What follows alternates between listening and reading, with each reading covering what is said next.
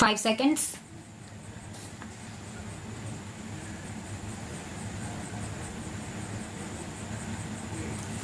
Assam is one of the most beautiful parts of India.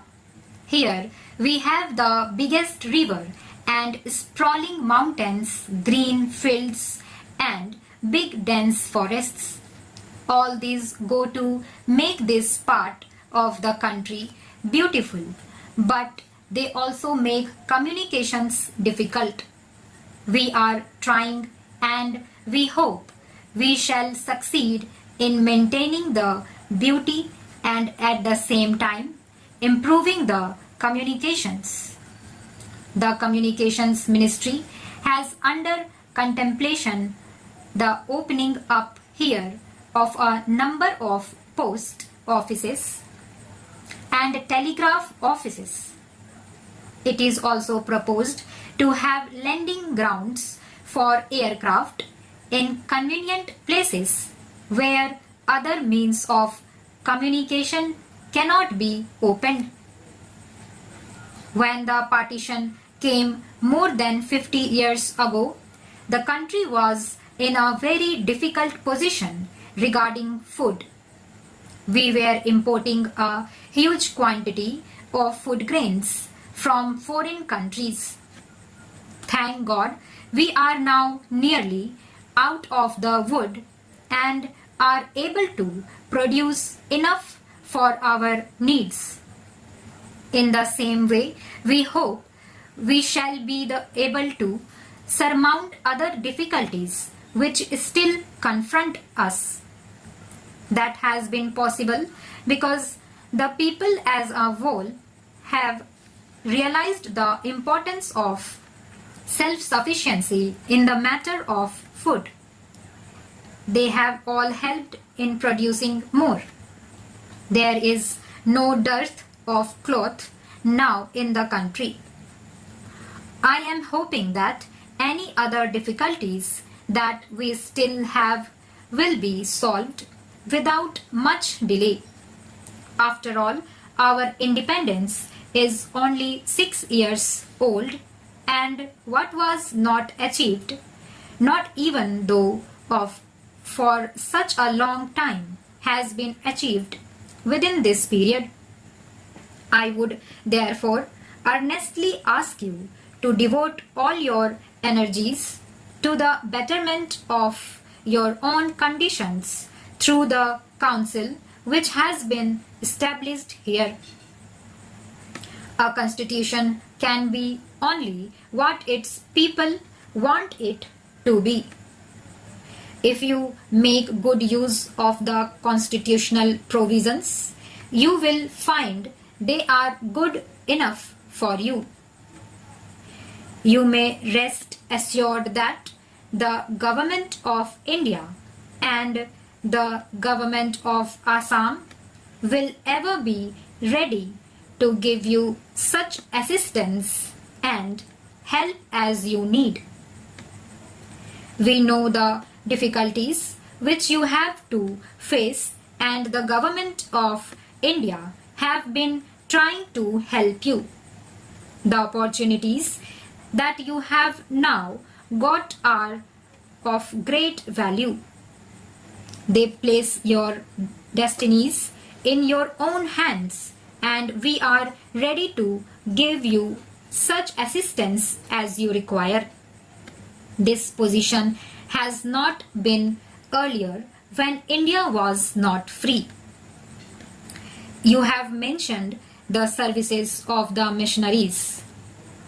I am glad to be able to bear testimony to the very good work that the missionaries have been doing in various parts of the country. I have before this borne testimony to this fact on several occasions. I am therefore not surprised that you have spoken so highly of them. I would only suggest most respectfully one consideration for them. All of us, whether Christians or non-Christians, appreciate their services. But as Mahatma Gandhi used to say, we would have appreciated their services all the more if they had not been conditioned by one thing and rendered purely out of love for you and not with a view to conversion. But that is a point which they have to consider. Our Gita tells us that our objective should be to do, to serve, leaving the results in God's hands. It tells us not to hanker for results but only to serve. If the service had been rendered in that spirit, it would have been still more welcome. Our Constitution pledges itself to give freedom to every individual in the country to have any faith he likes. A Christian is as dear to India as a Hindu or a Muslim or a follower of any other religion. We know too that a Christian regards himself as an Indian as much as a Hindu does. That has been one of our great points, not only now but since time immemorial. To you who live in these hills, it is not necessary to point out that for reaching a peak you can go by several routes. We want everyone to feel that the peak is his and he can reach it by any route that he chooses. Therefore, there can be no objection to any Christian preaching Christianity to Indian Christians or even to non-Christians, and the government is determined to give full effect to these provisions of the Constitution. I know that for some time past some kind of agitation with regard to missionaries has been going on. There is no objection to any Christian preaching his religion.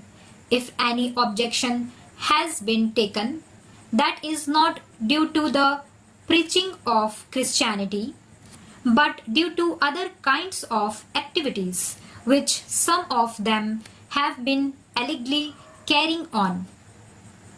There is even less objection to any social service which anyone has to render to the people. But at the same time, we expect that those who come to our country for this purpose will confine their activities to preaching alone, and if that is done, there can be no difficulty whatsoever there.